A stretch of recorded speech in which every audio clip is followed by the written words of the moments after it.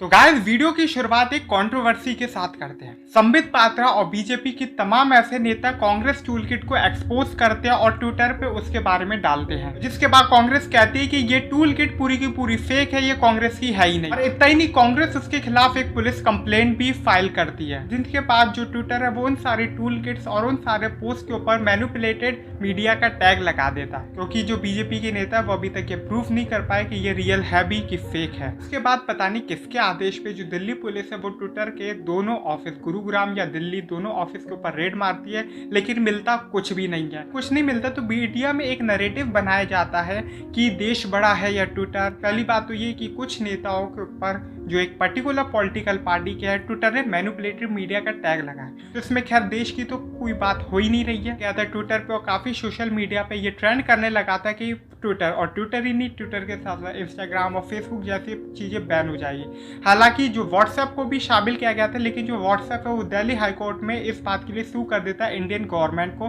कि वो अपनी प्राइवेसी पॉलिसी के साथ बिल्कुल कॉम्प्रोमाइज नहीं करेंगे, वो अपना डाटा किसी के साथ भी शेयर नहीं करेंगे। गवर्नमेंट भले ये कह रही हो कि वो ये इसलिए कर रही है कि इंडियंस के डाटा की चिंता है, जो गवर्नमेंट ये कह रही है कि उन्हें डाटा की चिंता है, उन्हें आपकी सिक्योरिटी की चिंता है, वो गवर्नमेंट खुद ही आपका डाटा बेच दियो तो आपको कैसा लगेगा। कोई बात हो गई कि एक तरफ तो गवर्नमेंट कहती है कि वो आपकी रक्षा करेंगे, आपकी प्राइवेसी को सिक्योर रखेंगे, और पता चला आपकी सारी पर्सनल डिटेल्स को वो खुद ही बेच देती है। और ऐसा एक बार नहीं, कई बार गवर्नमेंट ने खुद बेचा। डाटा ब्रीचेस क्या होता है? डाटा ब्रीचेस को आप ऐसे समझ सकते हैं कि आपके डाटा की चोरी, उन्हें हम डाटा ब्रीचेस कहते हैं।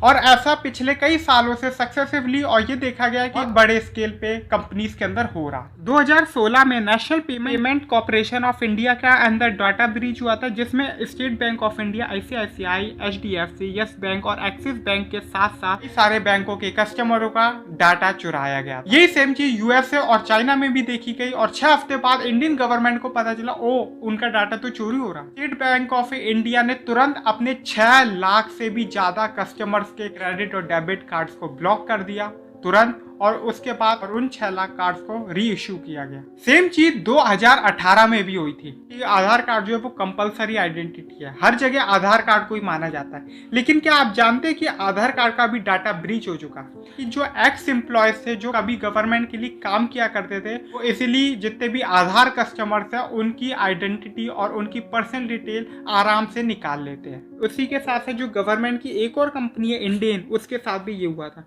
अब national payment corporation of India हो या फिर आधार हो या फिर इंडियन हो, ये तीनों गवर्नमेंट एंटिटी है, और इनके अंदर डाटा ब्रीच हुआ और गवर्नमेंट को पता ही नहीं था। 2019 में भी सेम चीज होती है। स्टेट बैंक ऑफ इंडिया का जो मुंबई का ब्रांच है, जो उनके कस्टमर्स है, उनका मोबाइल नंबर और उनके पार्शियल अकाउंट नंबर्स और बैलेंस और ट्रांजैक्शन का जो डाटा है वो लीक हो जाता है। 2019 में सेम थिंग जस्ट डायल के साथ भी होती है, जिसमें आपका नाम, mobile number, email ID, occupation और एड्रेस भी सेम चीज, और ये माना जाता है कि इसमें भी 10 करोड़ लोगों का डाटा चोरी हुआ था। 2019 में ही जब हमारे देश ने बालाकोट एयर स्ट्राइक की थी और कुछ साल पहले सर्जिकल स्ट्राइक की थी, जिस वक्त हमारा देश बालाकोट एयर स्ट्राइक कर रहा था और पता नहीं उसके नाम पे वोट मांग रहा था कि नहीं मांग रहा था, उस वक्त हमारे देश का जो सबसे बड़ा न्यूक्लियर पावर प्लांट है उसका भी डाटा चोरी हो गया था। मतलब ये कहने को तो एक पावर प्लांट था, लेकिन ये एक न्यूक्लियर पावर प्लांट था। अगर मान लीजिए न्यूक्लियर एनर्जी, आप सभी जानते हो, अगर वो गलत हाथों में चली गई तो उसका रिजल्ट क्या होगा। जिसका जो डाटा चुराने वाला कोई नॉर्थ कोरियन हैकिंग ग्रुप था, 2019 में $100 पर अकाउंट के हिसाब से डार्क वेब के ऊपर जोकर स्टैश नाम की एक वेबसाइट पे 13 लाख इंडियंस के प्राइवेट और पर्सनल डिटेल्स ऐसे ही डाल दी जाती पब्लिकली कि $100 का है, आप खरीद लो, जिसमें लोगों के names, emails, phone numbers, addresses के साथ साथ जो आपका CVV होता है, ATM या क्रेडिट कार्ड या डेबिट कार्ड के पीछे, वो भी। उसी के बाद 4,60,000 लोगों का भी डाटा ब्रीच होता है 2020 में, जिस वक्त हमारी सरकार दिल्ली इलेक्शन लड़ रही थी। और इन सारे डाटा को जो नहीं बिकता है, उस सारे डाटा को $9 के हिसाब से पर अकाउंट डाल दिया जाता है। बात करते नवंबर 2020 की, जब हमारी सरकार बिहार इलेक्शन लड़ रही थी, तब भी बिग बास्केट के अंदर एक डाटा ब्रीच हुआ था, जिसमें आपकी पर्सनल डिटेल्स, एड्रेसेस और काफी सारी चीजें डार्क वेब पे डाल दी गई थी, जिसमें 2 करोड़ लोगों का डाटा ब्रीच हुआ था। ऐसे ही बिग बास्केट को पता चली, उसने फिर बेंगलोर के साइबर सेल में अपनी कंप्लेंट फाइल करी। हालांकि ये केस अभी भी अनसॉल्व है, इन्वेस्टिगेशन अभी भी चल रही है। सेम चीज अनअकैडमी के 1.5 लाख यूजर्स के साथ भी हुई थी, और सेम चीज आज से 8 दिन पहले और 9 दिन पहले एयर इंडिया और डोमिनोज पिज्जा के साथ भी हुई। एयर इंडिया के अंदर 4.5 मिलियन कस्टमर के पासपोर्ट, credit card, birth date, name और टिकट। एयर इंडिया का मानना है कि उनके ऊपर साइबर अटैक हुआ था, जिसको एयर इंडिया ने खुद रिजॉल्व करने की कोशिश की है, और वही 22 मई को डोमिनोज पिज्जा पे 18 करोड़ लोगों के डाटा लीक होने का आरोप है। ये जो डाटा लीक्स होते हैं, डाटा लीक के बाद होता क्या है, मतलब डाटा ये लोग चुरा के ऐसे बेच देते हैं मार्केट में, और डाटा को जो खरीदता है वो करता क्या है। नॉर्मल सी बात है, एमुनेशन पे वेपन बिकते हैं और उसे खरीदने वाले 3 लोग होते हैं, या तो शौकीन लोग जो नॉर्मली होते हैं जिन्हें हम काउंट नहीं करते,